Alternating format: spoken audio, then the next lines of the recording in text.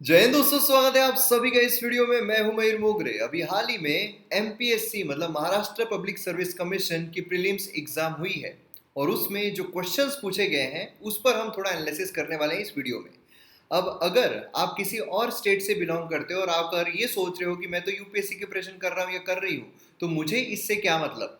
देखिए, जो सिलेबस होता है ये ऑलमोस्ट सिमिलर होता है, इसीलिए क्वेश्चंस कुछ ऐसे क्वेश्चंस पूछे जा सकते हैं जो स्टेट पीएससी में कुछ अद्भुत तरीके से पूछे गए हैं और वो हमें यूपीएससी में काम आ जाए, या फिर कॉन्सेप्ट जो है वो क्लियर करने में काम आ जाए।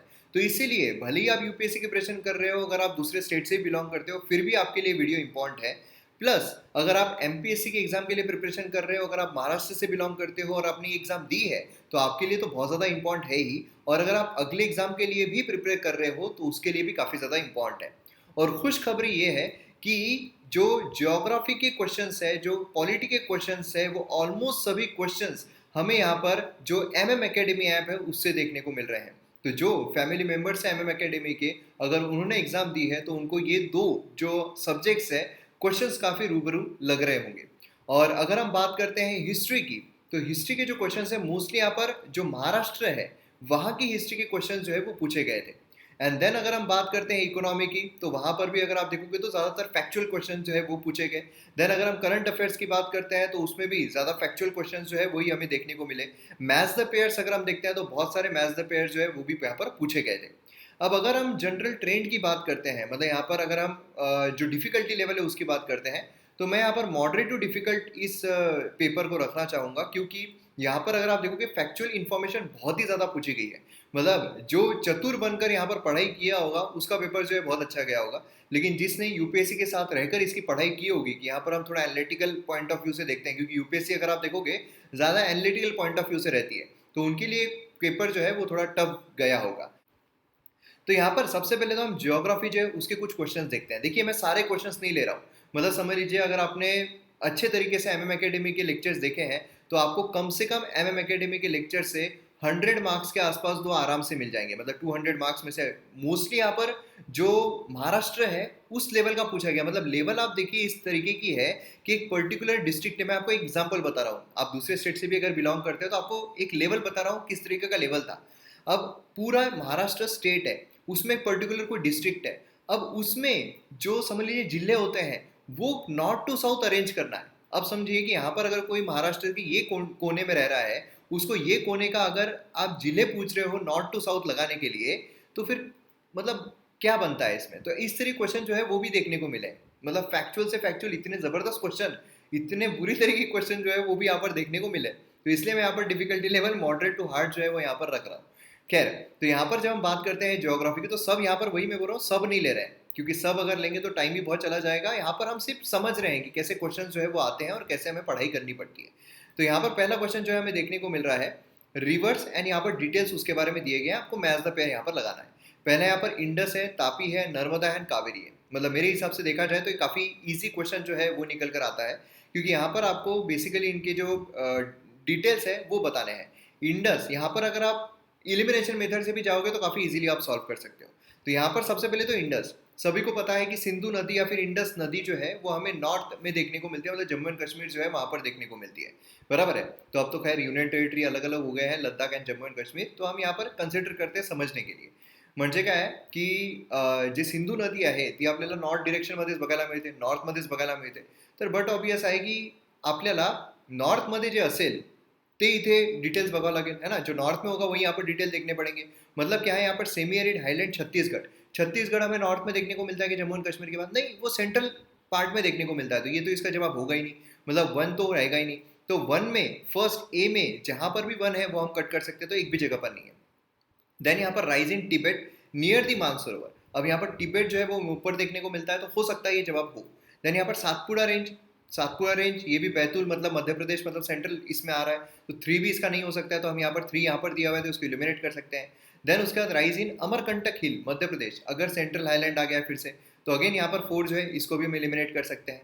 देन उसके बाद ब्रह्मगिरी रेंज वेस्टर्न घाट, वेस्टर्न घाट तो पूरा साउथ में आ गया है, तो ये तो हो ही नहीं सकता है फर्स्ट का। तो फर्स्ट का इंडस अगर हम देखते हैं तो सीधा सीधा इसको जुड़ा सकते हैं हम तिब्बत से, मतलब टू। तो यहाँ पर टू टू कहाँ पर दिया हुआ है, तो ये थ्री ऑप्शन जो इसमें भी दिया गया है, फोर ऑप्शन जो इसमें भी दिया गया है, मतलब हम सही जवाब नहीं निकाल सकते इलिमिनेशन मेथड से। नेक्स्ट हम यहाँ पर देखना पड़ेगा कौन सी रिवर जो है वो अब यहाँ पर हमें थोड़ी बहुत इसमें बताती है। तो यहाँ पर आप देखोगे तो सीधा सीधा मतलब जिसने बहुत अच्छी तरीके से पढ़ाई की सीधी उसकी नजर कावेरी पर जाएगी। क्यों? क्योंकि यहाँ पर जो हमने ऑप्शंस देखे हैं उसमें हमें एक वेस्टर्न घाट देखने को मिल रहा है जो साउथ में आता है। तो यहाँ पर ब्रह्मगिरी रेंज, वेस्टर्न घाट, ये सीधा यहाँ पर डी का 5 जो है वो हमें देखने को मिला है। डी का 5 कहाँ पर है? यहाँ पर है। इस तरीके से आप जवाब निकाल सकते हो। अब अगर आप MM एकेडमी के कोर्स को फॉलो करते हो, MM एकेडमी ऐप जो है वो अगर आपने डाउनलोड किया हुआ है, उसके कोर्स को अगर आप देखते हो, ज्योग्राफी के कोर्स में मैंने यहाँ पर एक्सप्लेन किया था। यहाँ पर आप देख सकते हो ज्योग्राफी के लेक्चर्स, उसी का स्क्रीनशॉट यहाँ पर मैंने आपके सामने लेकर आया हूँ। कावेरी रिवर के बारे में आपको बताया था, ब्रह्मगिरी हिल्स, यहाँ पर आप देखिए ब्रह्मगिरी हिल्स जो है वो दिया हुआ है। यहाँ पर अगर आप देखो ब्रह्मगिरी रेंज है ना, तो मतलब सीधा सीधा कावेरी जो इसका जवाब आपको वैसे ही देखने को मिल जाता है अगर आपने वहां से भी अच्छी पढ़ाई की है तो। देन उसके बाद इंडस अगर हम देखते हैं तो यहाँ पर कैलाश माउंटेन रेंज, मानसरोवर है ना, यहाँ पर मैंने ओरिजिन जो है उसका बताया था। यहाँ पर भी अगर आप देखोगे तो लेक मानसरोवर। तो मतलब क्या है, एकदम ही इजीली आप इसका जवाब जो है वो दे सकते हो। उसी तरीके से यहाँ पर तो सिर्फ मैंने आपको एग्जांपल के लिए बताया, जितनी मैंने ड्रेनेज सिस्टम देखी, जितनी भी रिवर सिस्टम देखी है इंडिया की, सभी मैंने आपको डिटेल में एक्सप्लेन की हुई है MM एकेडमी ऐप के ज्योग्राफी के लेक्चर्स में। तो इस तरीके से आप यहाँ पर सॉल्व कर सकते हो। नेक्स्ट यहाँ पर क्वेश्चन जो है वो हमें देखने को मिलता है इसमें कि ओशन फ्लोर जो है वो divided in the following major divisions. इसमें आपको करेक्ट ऑप्शन जो है वो पहचानना है। मतलब बेसिकली क्या है, ओशन फ्लोअर जो है, या जे लोक मराठी माध्यमातून शिकलेले आहे किंवा ज्या मराठी माध्यमातून अभ्यास करत आहे ते इथे मराठी जे प्रश्न आहे ते वाचू शकतात। अब ओशन फ्लोअर जो है वो divided in the following major divisions, किसमें है इसमें डिवाइडेड? कॉन्टिनेंटल शेल्फ है, कॉन्टिनेंटल स्लोप है, कॉन्टिनेंटल रिच एंड हिल्स है, शैलो डीप सी प्लेट्यू है, डीप सी प्लेन है एंड ओशन डीप है। तो अब देखिए सीधा सीधा है, अगर आपने ज्योग्राफी के लेक्चर्स अगेन देखे हैं MM एकेडमी ऐप पर, तो उसी का एक स्क्रीनशॉट मैं आपके सामने लेकर आ रहा हूँ। इसमें मैंने आपको बताया था ओशन फ्लोर जो है वो डिवाइडेड किस में है मेजरली। यहाँ पर अगर आप देखोगे इसमें बोला गया है ocean floor divided into following major divisions. Major division कौन कौन से हैं? तो यहाँ पर मेजर डिविजन्स अगर हम देखते हैं तो ये हमें 4 मेजर डिविजन्स देखने को मिलते हैं। समझ रहे हो आप? मतलब सीधे सीधे आपको जवाब यहाँ पर मिल रहा है। देखिए कितना फैक्चुअल तरीके, ये स्क्रीनशॉट है जो मैंने आपको लेक्चर्स लिए उसका स्क्रीनशॉट, जो मैंने PPT बनाई है उसका स्क्रीनशॉट है। तो इसमें आप देखोगे कॉन्टिनेंटल शेल्फ है, कॉन्टिनेंटल स्लोप है, डीप सी प्लेन है, ओशनिक डीप है। यहाँ पर आप देखोगे कॉन्टिनेंटल स्लोप शेल्फ हमें देखने को मिलता है, कॉन्टिनेंटल स्लोप देखने को मिलता है। कॉन्टिनेंटल रीज एंड हिल है क्या? रीज एंड हिल है क्या? नहीं है, कॉन्टिनेंटल रीज एंड हिल नहीं है, तो ये कट हो गया। Then shallow deep sea plateau है क्या? यहाँ पर ये भी नहीं है, ये भी यहाँ पर क्या हो गया? कट हो गया। डीप सी प्लेन है क्या? हाँ, डीप सी प्लेन जो है वो हमें देखने को मिलता है, मतलब ये यहाँ पर हम लेंगे। देन उसके बाद ओशनिक डीप है, ये भी है। तो मतलब ABENF, तो यहाँ पर ABENF कहाँ पर है? ABENF, तो ये जो है इसका जवाब हमें देखने को मिलता है। तो इस तरीके से देखिए सीधे सीधे क्वेश्चन जो है वो हमारे ऐप में से आए हुए, जो हमारे लेक्चर्स है ऐप पे, MM एकेडमी ऐप पे, तो उसमें से यहाँ पर हमें देखने को मिलता है। तो इसीलिए यहाँ पर अगर आपने अब तक MM एकेडमी ऐप डाउनलोड नहीं किया है तो जल्द से जल्द कीजिए। यहाँ पर जो कोर्सेस लाए जा रहे हैं एक्चुअल में आपको काफ़ी हेल्पफुल रहेंगे। मतलब यहाँ पर मैं आपको ये भी बता रहा हूँ कि UPSC जो है उसके लिए तो हेल्पफुल है ही है, लेकिन अगर आप किसी भी स्टेट PSC की भी एग्जाम के लिए प्रिपेयर कर रहे हो तो उसके लिए भी आपके लिए काफ़ी ज़्यादा हेल्पफुल है। मतलब आपको बहुत ज़्यादा हेल्प दिलाएगा, क्योंकि जो हमारा सिलेबस होता है सेम ही होता है। देन उसी के साथ साथ जो बाकी भी एग्जाम्स होती है जिसमें हमारा सेम सिलेबस है जो UPSC का होता है, उसमें भी आपको यहाँ पर काम आएगा। तो आपको MM एकेडमी ऐप डाउनलोड करना है, साइन अप करना है, डेमो लेक्चर्स आप बिना देखे आप बिल्कुल लीजिए मत, ठीक है? तो इंडियन पॉलिटी अवेलेबल है, India book, ancient history completely available है, ज्योग्राफी कंप्लीटली अवेलेबल है, मॉडर्न हिस्ट्री कंप्लीटली अवेलेबल है, एथिक्स कंप्लीटली अवेलेबल है, प्लस इकोनॉमी का कोर्स चल रहा है, अभी डिजास्टर मैनेजमेंट कोर्स जो है, मतलब GS 1 2 3 4 सभी आपको देखने को मिल रहे हैं एंड हाईएस्ट क्वालिटी कंटेंट है। और हर सेक्शन में, जो भी सेक्शन में आप जाओगे, पहले 2 लेक्चर्स आपको डेमो लेक्चर के तौर पर आप देख सकते हो, एंजॉय कर सकते हो, PDF से रिवीजन कर सकते हो। तो मतलब मौजा ही मौजा आपका रहेगा। डाउनलोड कीजिए MM एकेडमी ऐप, आपको जो लिंक है डिस्क्रिप्शन कमेंट सेक्शन में मिल जाएगी। आइए यहाँ पर नेक्स्ट क्वेश्चन पर बढ़ते हैं। यहाँ पर आपको जो प्रॉपर ऑप्शन है यहाँ पर बताना है। अब यहाँ पर बोला गया majority of the coal field जो है ये इंडिया में फाउंड किए जाते हैं on the east of 78 east latitude. State जो है ओडिशा, छत्तीसगढ़, झारखंड, ये more than 50% of total coal production जो है कॉन्स्टिट्यूट करता है। अब यहाँ पर अगर आप देखोगे तो ये तो सीधा सीधा मैंने आपको लेक्चर में बताया हुआ है। यहाँ पर हम देखिए झारखंड, ओडिशा, छत्तीसगढ़ है ना, इसमें अगर हम देखते हैं तो मोर देन 50% जो है कॉन्ट्रीब्यूट करता है। तो मतलब बेसिकली अगर आप देखोगे तो सीधे सीधे क्वेश्चन जो है वो हमें यहाँ पर देखने को मिलते हैं, जो सीधा वो उठाकर पूछे गए, ऐसा भी हम यहाँ पर बोल सकते हैं। अब यहाँ पर देखिए चिनूक विंड जो है उसके बारे में यहाँ पर आपको स्टेटमेंट पूछे गए हैं, और इनकरेक्ट स्टेटमेंट कौन सा है आपको बताना है। विंड जो है वो रॉकी माउंटेन से ब्लो होती है। दूसरा है ये लोकल विंड्स है। तीसरा है विंड जो है ये अल्प माउंटेन्स को क्लाइंब करती है from the south side. Then wind जो है ये राइन रिवर वैली जो है उससे ब्लो होती है। यहाँ पर अगर आप देखोगे रॉकी माउंटेन्स यहाँ से जाती है, इनकरेक्ट आपको पूछा गया है। ए जो है, अगर आप ये इनकरेक्ट बोल रहे हो तो मतलब आपकी अच्छी पढ़ाई नहीं हुई है, ठीक है। क्यों? क्योंकि ज्योग्राफी के लेक्चर्स अगर आप देखोगे उसमें चिनूक रिवर के बारे में मैंने पूरी तरीके से आपको एक्सप्लेन किया हुआ है, वो उसी का स्क्रीनशॉट है ये, ठीक है। तो इसमें अगर आप देखोगे तो जो माउंटेन है, माउंटेन रेंजेस, उसमें हमें चिनूक देखने को मिलता है। खासकर हम यूएसए अगर हम देखते हैं उसमें स्नो ईटर भी इसको कहा जाता है ना। क्योंकि यहाँ पर अगर आप देखोगे तो हमें मतलब यूएसए मतलब कौन सा, रॉकी माउंटेन्स, बराबर है। तो वहाँ पर, और फियोन जो है स्विट्जरलैंड, मतलब आप जो है वो भी यहाँ पर आता है। तो इस तरीके से यहाँ पर रॉकी माउंटेन जो है वहाँ से जाता है, तो ये हम एलिमिनेट ही कर सकते हैं सीधा, क्योंकि ए जो है सही जवाब है ही। देन उसके बाद यहाँ पर बी एन सी जो है वो बसता है, या सी एंड डी जो है ये यहाँ पर बसता है। अब आल्प्स माउंटेन जो उसमें जाता ही है। लोकल विंड है क्या? ये लोकल विंड नहीं है, लोकल विंड मतलब वहीं के वहीं पर रहती है ना, उस तरीके से हमें देखने को मिलते हैं। तो इसलिए यहाँ पर अगर आप देखोगे तो बी जो है वो हमें देखने को मिलता है। तो इस तरीके से आप जवाब जो है इसके निकाल सकते हो काफ़ी आराम से। यहाँ पर आप देख सकते हो जो फ्यूएन है, मतलब यहाँ पर चिनूक जो है ये साउथ से यहाँ पर जा रही है। देन नेक्स्ट अगर हम यहाँ पर देखते हैं, काफ़ी इंटरेस्टिंग है, मतलब यूपीएससी एस्पिरेंट जो है वो भी इसमें काफ़ी ज़्यादा दिमाग जो है वो लगा सकते हैं, और काफ़ी ट्रिकी क्वेश्चन है, मुझे काफ़ी ट्रिकी क्वेश्चन ये लगा है। अब देखिए ट्रिकी क्वेश्चन के रूप में किस तरह क्वेश्चन यहाँ पर एमपीएससी में पूछा गया है कि if the time in India is 12 नून, मतलब 12 दोपहर के 12 बजे हुए हैं, तो यहाँ पर ग्रीनविच मेरिडियन में और इंटरनेशनल डेट लाइन पर क्या समय हमें देखने को मिलेगा। काफ़ी ट्रिकी क्वेश्चन है। यहाँ पर आप सभी को ये चीज़ तो पता होगी कि जो ग्रीनविच मेरिडियन टाइम है वहाँ से 5.5 घंटे हमारा जो वक्त है उसमें डिफरेंस हमें देखने को मिलता है। तो आप ग्रीनविच मेरिडियन का वक्त जो है वो तो आराम से निकाल लोगे कि इंडिया में 12 बजे तो वहाँ पर कितने होंगे, लेकिन इंटरनेशनल डेट लाइन जो है वहाँ पर कितने बजे ये कैसे निकालोगे। तो अगर आपने मेरे ज्योग्राफी के लेक्चर्स एमएम एकेडमी ऐप के देखे हैं तो आपको इजीली पता होगा कि यहाँ पर ग्रीनविच मेरिडियन जो है उसके एकदम अपोजिट में 180 डिग्री पर हमें जो इंटरनेशनल डेट लाइन है वो देखने को मिलती है। इसलिए सीधा टाइम जो है वो सेम टाइम वहाँ पर जो नून है तो इवनिंग, नाइट है तो मॉर्निंग, इस तरीके से बदल जाएगा। तो एकदम इजीली आप इसका जवाब दे सकते हो। तो 12 नून है तो यहाँ पर मॉर्निंग के 6:30 बजे होंगे एंड इवनिंग के 6:30 बजे होंगे। इस तरीके से आप जवाब जो है वो निकाल सकते हो।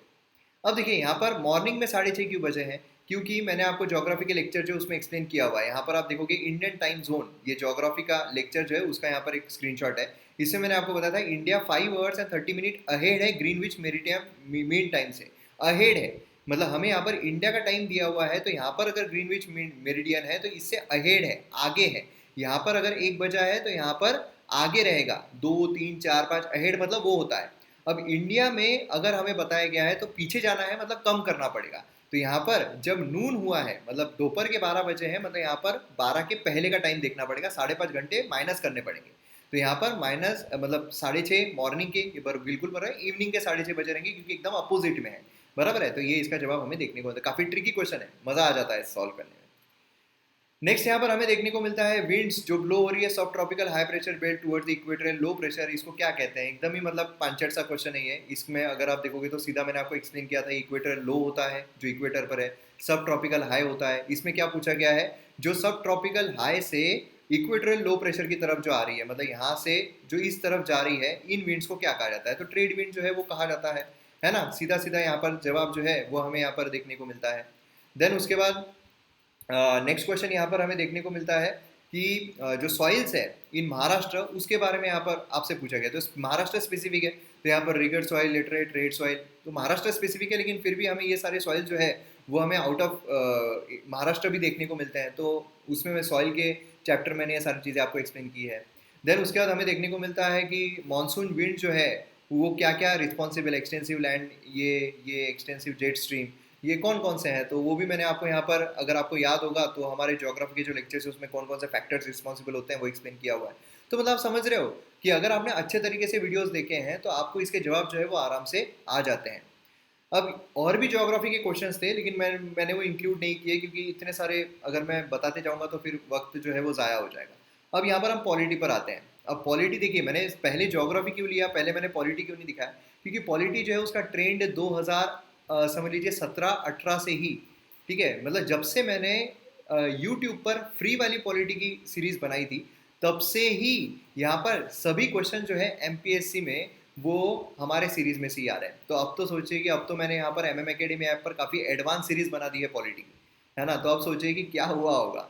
सारे पॉलिटी के क्वेश्चन जो है हमें देखने को मिल रहे हैं, एक आधा क्वेश्चन जो है वो छोड़कर। एक आधा क्वेश्चन वो भी इसलिए कि एकदम ही ज़्यादा उन्होंने जो फैक्चुअल टाइप का होता है वो पूछ लिया, ठीक है, जो स्पेसिफिक एकदम फैक्चुअल स्पेसिफिक होता है वो पूछ लिया, जो इसका मतलब भी नहीं है। एक आधा तो हम वैसे भी कंसिडर कर ही लेते हैं। तो मतलब समझ लीजिए, वही मैं आपको बोल रहा हूँ कि अगर economy, current affairs including current affair newspaper, अगर आप मेरा फॉलो करते हैं न्यूज़पेपर एनालिसिस, तो मतलब जितनी भी करंट अफेयर्स के क्वेश्चंस है वो सब अगर हम मिला लेते हैं तो मोर देन 50 क्वेश्चंस जो है वो हमें हमारे पास के देखने को मिलते हैं। तो इससे आप अंदाजा लगा सकते हो कि 100 मार्क्स कम से कम, नहीं नहीं तो नहीं, अगर आपने इतना अच्छे तरीके से आपने अगर पढ़ा नहीं हो, इतना ध्यान लेकर नहीं, तो 90 मार्क्स से ज़्यादा तो आपको यहाँ पर मिलने ही चाहिए, ठीक है।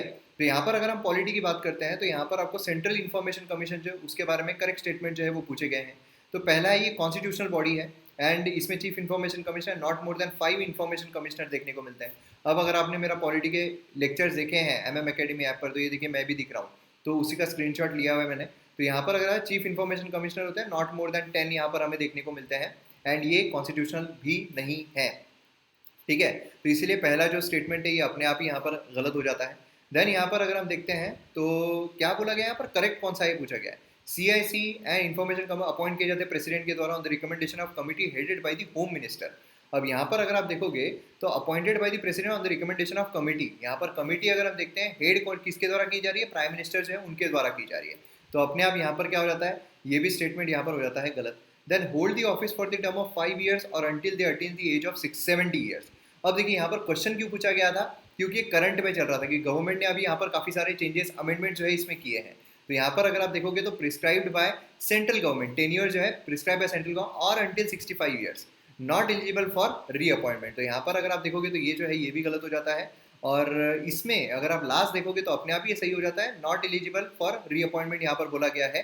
तो यहाँ पर अपने आप ही देखने को मिलता है, यहाँ पर भी बताया गया है नॉट एलिजिबल फॉर रीअपॉइंटमेंट। तो मतलब समझ रहे हो आप कि सभी क्वेश्चन आपको इसमें से देखने को मिलेंगे। और डिक्टो मतलब आपको ऐसा भी नहीं है कि कुछ दिमाग लगाने की जरूरत पड़ रही है, ऐसा भी नहीं, सीधे सीधे उठाकर देखोगे आप, है ना।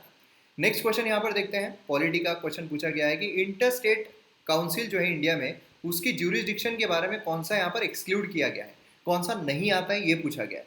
तो इसमें है inquiring into and advice upon disputes which में अराइज बिटवीन द स्टेट्स, यहाँ पर adjudication of any dispute with respect to use, distribution और control of water in any interstate river, investigation and discussion on subject जो common interest के हैं, and making recommendation यहाँ पर with respect two subjects.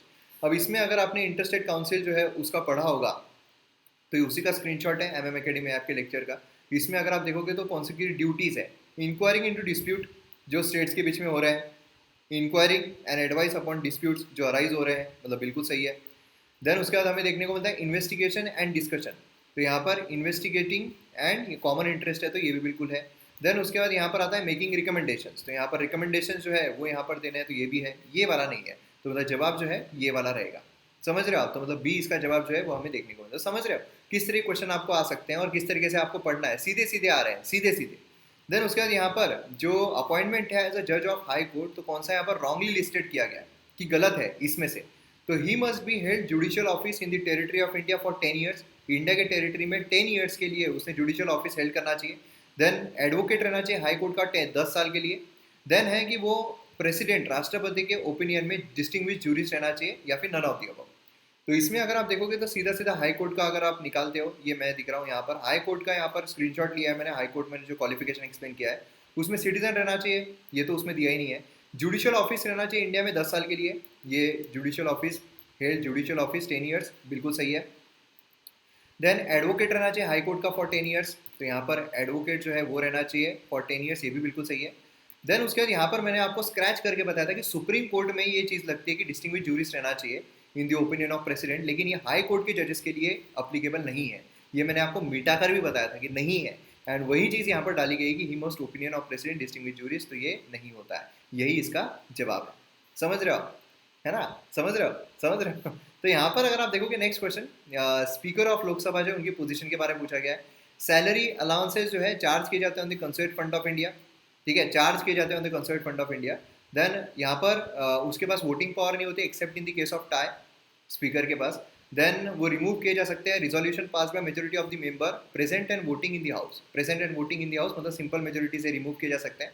Then higher rank होता है then deputy prime minister, deputy prime minister से भी ज़्यादा हायर रैंक, जो ये होता है ना ऑर्डर ऑफ प्रेसिडेंस, उसमें उनका रैंक जो है वो डेप्यूटी प्राइम मिनिस्टर से भी ऊपर का होता है, ऐसा यहाँ पर बोला जा रहा है। तो इसमें अगर आप देखोगे तो यहाँ पर ऑर्डर ऑफ प्रेसिडेंसी गलत हो जाता है, ये भी यहाँ पर गलत है क्योंकि इफेक्टिव मेजोरिटी से यहाँ पर रिमूव किए जा सकते हैं, not even simple majority, effective majority लगती है ना। ये जो है ये यहाँ पर बिल्कुल सही होता है। और इसमें अगर आप देखोगे तो स्पीकर करेक्ट पूछा गया था क्या रिगार्डिंग करेक्ट, हाँ करेक्ट कौन सा है, तो इसमें ए एंड बी जो है वो देखने को है, तो A and B 3, A and B जो है इसका सही है। तो इसमें अगर आप देखोगे तो स्पीकर के लेक्चर्स में मैंने आपको एक्सप्लेन किया हुआ है, ऑर्डर ऑफ प्रेसिडेंस मैंने आपको बताया था, है ना। ऑर्डर ऑफ प्रेसिडेंस क्या है कि यहाँ पर पहले प्रेसिडेंट होते हैं, देन वाइस प्रेसिडेंट होते हैं, प्राइम मिनिस्टर होते हैं, then former president, then deputy prime minister, then speaker of Lok Sabha. देखिए डेप्यूटी प्राइम मिनिस्टर पहले है ना, तो ऐसा नहीं है कि स्पीकर को ज़्यादा ऊंचा दर्जा दिया है। देन यहाँ पर स्पीकर की इसमें अगर हम देखते हैं तो इसमें ये काय के लिए लिया मैंने, हाँ फर्स्ट इंस्टेंस में वोट कर सकते हैं, not in the case of equality, जब रिमूवल उनका ये हो, ये वाला जो पैच है ये रिमूवल के लिए है, ठीक है। रिमूवल के लिए आप देखो कि इफेक्टिव मेजोरिटी का इस्तेमाल किया जाता है, और जब वो उनका रिमूवल प्रोसेस चल रहा होता है तब वो इक्वालिटी पर वोट नहीं कर सकते हैं, लेकिन नॉर्मली इसमें वो इक्वालिटी जब होती है, टाई जब होता है तभी से वोट कर सकते हैं।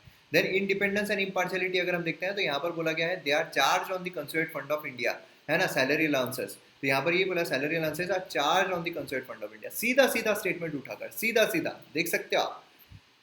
देन यहाँ पर अगेन एक बहुत ही सिंपल सा क्वेश्चन है कि करेक्ट स्टेटमेंट आपको पता है, आर्टिकल 111 जो है कॉन्स्टिट्यूशन का डील करता है definition of money bill. Then यहाँ पर बिल कैरेक्टराइज किया जाता है as a finance bill under article 117(3), ये इंट्रोड्यूस किया जा सकता है only in the Lok Sabha. Then bill जो है कैरेक्टराइज किया जाता है as a finance bill under 117(1), cannot be rejected और अमेंडमेंट बाय द राज्य। देखिए कितना ट्रिकी क्वेश्चन पूछा गया है, ट्रिकी है ना, फाइनेंस बिल 1, 2 ऐसा नहीं पूछा गया यहाँ पर, सीधा फाइनेंस बिल अंडर 117(3) एंड 117(1), तो आपको ये पता रहना चाहिए 117(1) में 3 में कौन सा है, फाइनेंस बिल 1 है, फाइनेंस बिल 2 है। मनी बिल का सीधा आर्टिकल पूछा गया है, तो यहाँ पर मैंने आपको फाइनेंस बिल के इसमें पूरे आर्टिकल ये देखिए, मतलब सीधा सीधा यार दिमाग पे बैठ जाएगा आपके, कैसे बोल सकते हो आप अगर आपने गलत किया हो, है ना।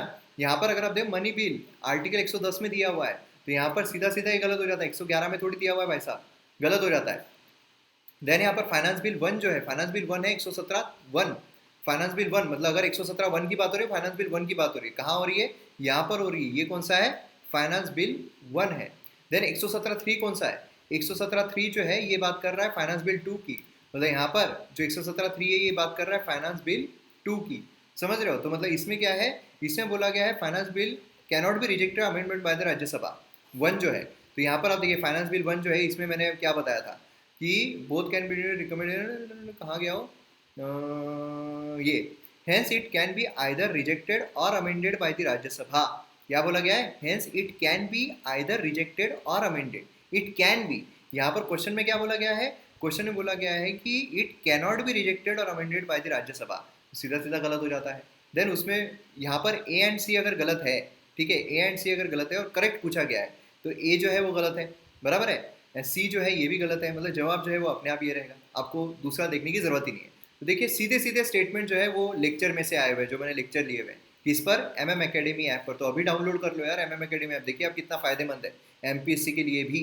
और जितने अभी मैंने आपको क्वेश्चन बताए हैं, आपको आराम से इसमें ही 30 से 40 मार्क जो है वो मिल रहे हैं, जो मैंने आपको यहीं पर क्वेश्चन बताए हैं। तो मतलब बहुत सारे क्वेश्चन तो मैंने छोड़े हैं, मैंने लिए भी नहीं, इंक्लूड भी नहीं किए हैं, मतलब PPT में डालने के बाद मैंने डिलीट किए हैं कि छोड़ो यार इतने सारे लेंगे तो वक्त बहुत चला जाएगा।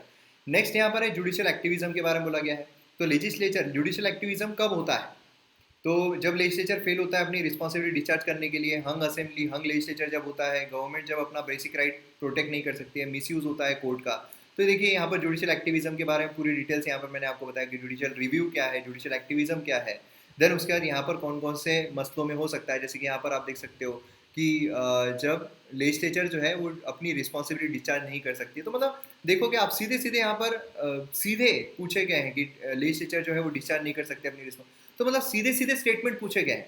तो इस तरीके से आप इजीली जवाब जो है वो लिख सकते हो, पूरा यहाँ पर बताया हुआ है कि जुडिशियल एक्टिविज्म कब कब इस्तेमाल हो सकता है, हंग असेंबली में, जब मतलब जो गवर्नमेंट है वो अपने ही मसलों में लगी हुई है, अनस्टेबल गवर्नमेंट है अपनी ही मसलों में लगी हुई है, जब कोएलिशन की सरकार है अपनी मसलों में लगी हुई है ना, जब वो लॉ प्रॉपर नहीं बना पा रही है, सिटीजन्स के राइट को प्रोटेक्ट नहीं कर रहे, तो मतलब वो सारी चीज़ें देखने को मिलती है। देन यहाँ पर और एक आ रहा है calling attention motion, adjournment motion, privilege motion, point of order, इसको आपको मैच द पेयर में देखना है कौन कौन से यहाँ पर सही है। तो ये भी सारी चीज़ें मैंने आपको एक्सप्लेन की थी, पूरे सारे मोशंस जो है मतलब closure motion, privilege motion, calling attention motion, adjournment motion, no confidence motion, confidence motion, censure motion, motion of thanks, no day yet named motion, फिर डायल्ट्री मोशन। तो सारे मोशन जो है मैंने आपको यहाँ पर एक्सप्लेन किए हुए हैं एमएम एकेडमी ऐप ये पॉलिटी के लेक्चर्स में, है ना। यहाँ पर पॉइंट ऑफ ऑर्डर ये आप देख सकते हो, देन यहाँ पर कॉलिंग अटेंशन मोशन के बारे में, देन यहाँ पर मैंने आपको जो इंपॉर्टेंस वाले हैं सभी के सभी एक साथ इंक्लूड किए थे। तो इस तरीके से सभी मैंने आपको एक्सप्लेन किए हुए हैं एकदम ही अच्छे तरीके से। देन यहाँ पर हमें देखने को मिलता है कि नॉट करेक्ट जो है पूछा गया है, no bill for the formation of new state shall be introduced in either house of the parliament except on the recommendation of president. मतलब यहाँ पर बेसिकली बात किसकी की जा रही है, न्यू स्टेट फॉर्मेशन की, नए स्टेट फॉर्मेशन की। तो मतलब आर्टिकल कौन सा होगा, आर्टिकल 3 हमें देखने को मिलता है, क्योंकि ये formation of new state, union states, increase और डिक्रीज एरिया, चेंज नेम, इसके बारे में बात करता है। तो यहाँ पर प्रेसिडेंट जो है before introducing the bill in the parliament, ये यहाँ पर कंसर्न स्टेट लेजिस्लेचर को बताएगा within a specified time limit. तो यहाँ पर ये जो बोल रहे हैं show me the bill I will show to state legislature, राष्ट्रपति बोल रहे हैं, तो यह बिल्कुल सही है कि यहाँ पर प्रेसिडेंट को बताना पड़ता है। पार्लियामेंट जो है can form new state only by law pass by special majority. Special majority लगती है कि यहाँ पर बताया गया सिंपल मेजोरिटी लगती है भाई साहब, सिंपल मेजोरिटी, स्पेशल मेजोरिटी नहीं लगती है। तो यहाँ पर ये तो है वो गलत हो जाता है, तो नॉट करेक्ट जो है वही पूछा गया। तो इस तरीके से आप यहाँ पर जवाब जो है वो निकाल सकते हो एकदम इजीली। अगर आप लेक्चर्स देख रहे हो तो समझ रहे हो किस तरीके से आपको क्वेश्चन जो है वो पूछे जाते हैं और किस तरीके से आपको एमएम एकेडमी ऐप जो है वो हेल्प करता है। और ये तो मतलब समझ लीजिए अभी हैट्रिक से भी ज़्यादा हो गया है कि सारे क्वेश्चन जो है वो अपने एमएम एकेडमी ऐप से आ रहे हैं। अब जो अलग अलग सब्जेक्ट्स भी आ रहे हैं, अलग अलग कोर्सेज भी आ रहे हैं ऐप पर, तो अब वो भी यहाँ पर इंक्लूड हो रहे हैं कि उसके भी क्वेश्चन वहाँ पर पूछे जा रहे हैं। तो इकोनॉमी का भी एक एग्जाम्पल जो है वो देख सकते हो, यहाँ पर एग्जाम्पल के तौर पर एक लिया है मैंने कि इनकरेक्ट यहाँ पर कौन सा है पूछा गया है, GNP total money value goods and services produce by the national during the given year, part of national produce country but earned bye foreigners is included in GNP. ठीक है, per capita income shows marginal income. तो यहाँ पर GNP जो है उसके बारे में, ग्रॉस नेशनल प्रोडक्ट जो है उसके बारे में मैंने आपको एक्सप्लेन किया था। तो मतलब इकोनॉमी का जो लेक्चर था उसमें, तो इस तरीके से आपको सारी चीज़ें जो है वो मैं एक्सप्लेन करते आ रहा हूँ और जो आपको एग्जाम में काफ़ी ज़्यादा फ़ायदा पहुँचाती रहती है। तो अगर हम एमपीएससी का जो पेपर आया है उसको अगर समराइज़ करें, तो जो अगर आप एमपीएससी के स्टूडेंट हो, देखिए मैं आपको दो तरीके से बताऊंगा। अगर आप एमपीएससी के स्टूडेंट हो और अगर आपको लग रहा है कि आपका पेपर बहुत अच्छा गया, आपका सिलेक्शन होना है, तो आप और अच्छे तरीके से प्रिपेयर्डनेस आपकी बढ़ाइए। ठीक है, जैसे डिजास्टर मैनेजमेंट में हमने पढ़ा है ना, प्रिपेयर्डनेस रहना बहुत ज़रूरी है, जिससे कि अगर कोई भी आपदा आ जाए, कोई भी प्रॉब्लम आ जाए, तो आपका प्रिपेयर्डनेस आपकी कैपेसिटी को इंक्रीज़ करता है और आप किसी भी समस्या से लड़ सकते हो। तो इसीलिए प्रिपेयर्डनेस आपकी बढ़ाइए, अच्छे तरीके से पढ़ाई कीजिए, बहुत अच्छे तरीके से, शानदार तरीके से आप पढ़ाई कीजिए, रिवीजन को बार बार रिवाइज करते रहिए एंड जब मेंस आएगी उसके लिए अच्छा खासा प्रिपेयर रहिए। अगर आपका सिलेक्शन नहीं हो रहा है तो आप सही गाइडेंस के साथ सही तरीके से आप पढ़िए, आपकी स्ट्रेटेजी चेंज कीजिए। हमेशा देखिए फेलियर जो है, फेलियर जब होता है तो आपके गोल को चेंज नहीं करना है, आपके स्ट्रॅटेजी को चेंज करना है। स्ट्रॅटेजीला जर तुम्ही चेंज कराल तर आपोआप जी तुमची गोल आहे ते तुम्हाला मिळून जाईल।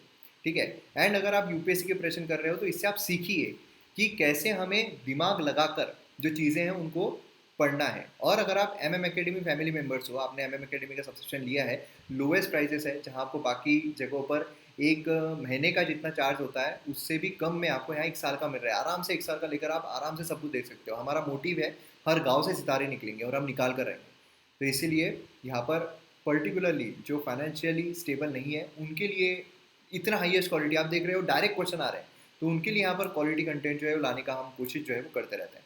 तो इस तरीके से आपने जो एमएम एकेडमी फैमिली मेंबर्स हैं उनको यहाँ पर ये सीख मिल रही है कि किस तरीके से आपको वीडियोस देखना है, किस तरीके से रिवाइज करते रहना है। ट्रिकी क्वेश्चन भी आते हैं, मतलब मुझे सबसे अच्छा क्वेश्चन अगर आप देखोगे तो वो समय वाला लगा, टाइम वाला लगा कि 12 नून जो है वो इंडिया में बजे हैं, तो आप बताओ कि ग्रीनविच मेरिडियन पर और इंटरनेशनल डेट लाइन पर कितने बजे होंगे। बढ़िया क्वेश्चन लगा मुझे। तो मतलब ट्रिकी क्वेश्चन जो है वो भी समझ में आते हैं, कैसे आपको पढ़ना है, कैसे आपको सॉल्व करना है, कैसे आपको याद रखना है चीज़ें, वो भी आपको समझ में आती है। तो मैं उम्मीद करता हूँ आपको वीडियो पसंद आया होगा, पसंद आया तो शेयर ज़रूर कीजिए। मिलते हैं अगले वीडियो में। जय हिंद।